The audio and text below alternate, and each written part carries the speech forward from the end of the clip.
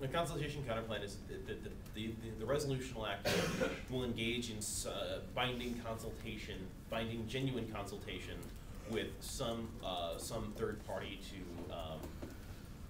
regarding the affirmative plan. Generally speaking, excuse me, this is just giving that third party a straight yes, no.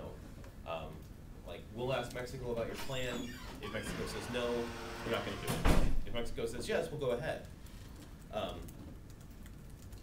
Though there are versions of consult counterplans that exist that give the consulted party broad latitude to make alterations and suggestions to the plan. So why are these theoretically illegitimate? Let's start with the second one I mentioned, that the third party gets to make modifications to the plan. This is essentially optimal world fiat. Like, I'm going to give this third party this idea and tell them they can make all the changes they want. I've got this piece of evidence which says they have really good ideas, but I'm not going to tell you what those really good ideas are because that would involve defending them. In that sense, I mean, it denies you access to literally every shred of offense you might garner against the counterplan text. You cannot link a disad to an optimal plan. Obviously, if it were optimal, then it would avoid the disadvantage. And I think that's then the only way to sort of engage in that debate is this speculative argument about whether or not the third party would suggest a proposition that's actually a good idea, which I think is possible, but far, far, far worse for the affirmative because they're stuck. I mean, in the same way it would be nonsensical for the affirmative to propose a plan that was going to, solve, like the plan text is literally solve Cuba's economic woes through optimal means. The negative would scream to high heaven that that's just unfair. There's no way we can indict that except to defend Cuba's system of economics. We're denied all of our mechanism offense and et cetera. The same is probably true for the negative, that making an optimal means counterplan text is also shady, and the consult with changes counterplan is like that. Though there are people who will defend them by saying the question is in the literature, so you should be prepared to debate it.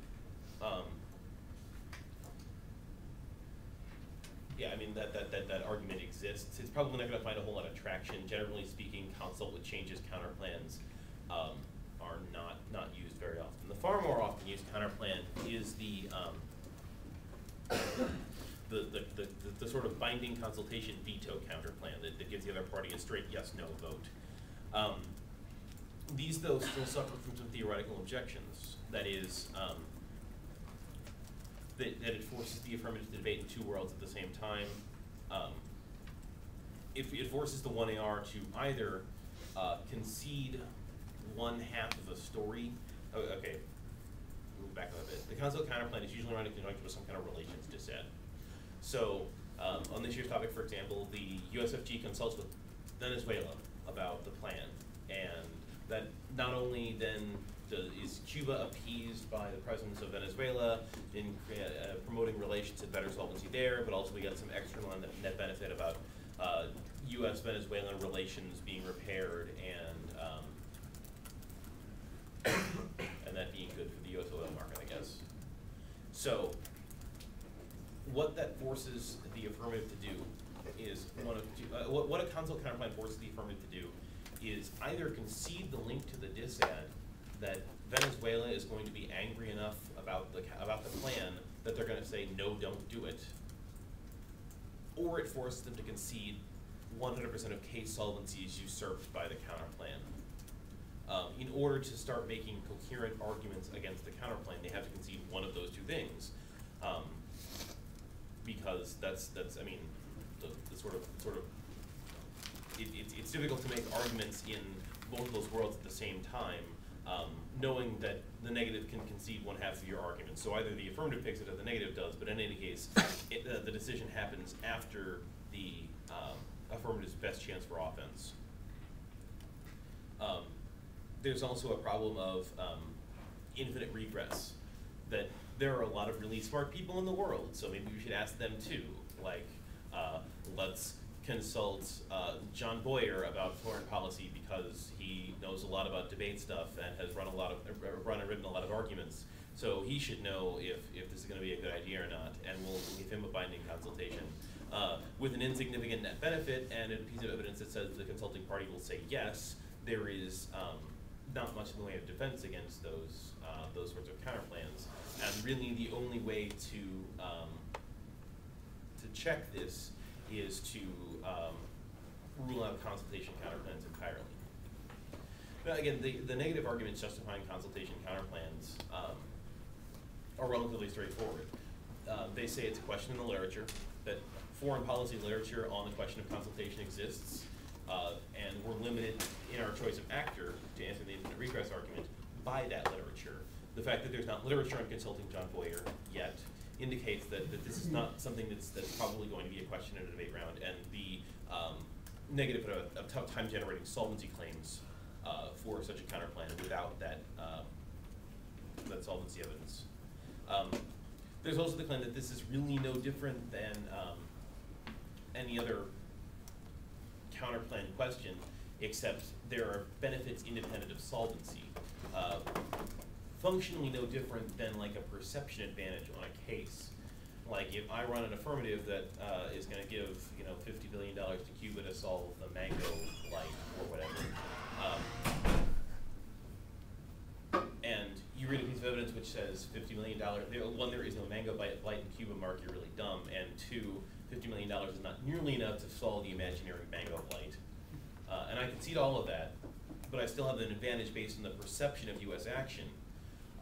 That's not fundamentally different than a consultation counterplan with a relations net benefit, where regardless of whether there are parties says yes or no, that's regardless of the question of solving the affirmative harms, the net benefit still exists. So it's not fundamentally different than any other counterplan. The only difference is that in this case, the net benefit is linked to plan action independent of solving the problem area.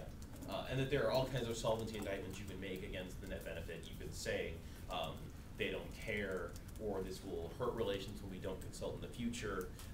You can turn it like any other disadvantage, so there's really no problem.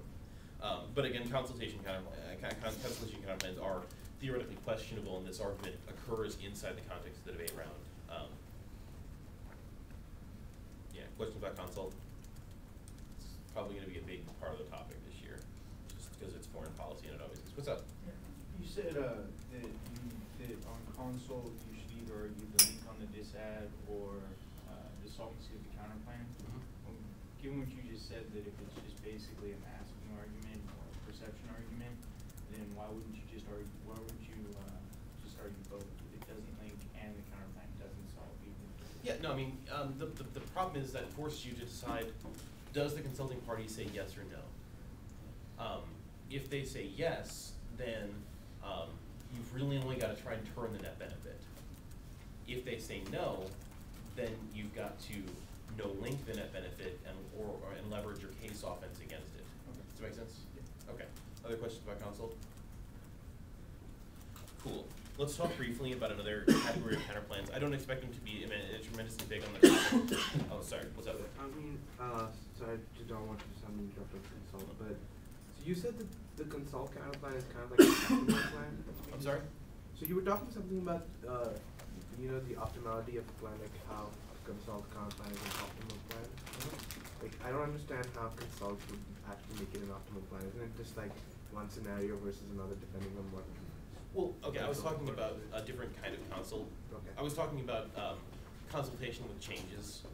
Like, we're going to ask Mexico what they think about this, and they're going to propose all these great ideas because Mexico has a lot of really smart guys about Cuba, and they're going to change it. That's the optimal part of it. The binding concept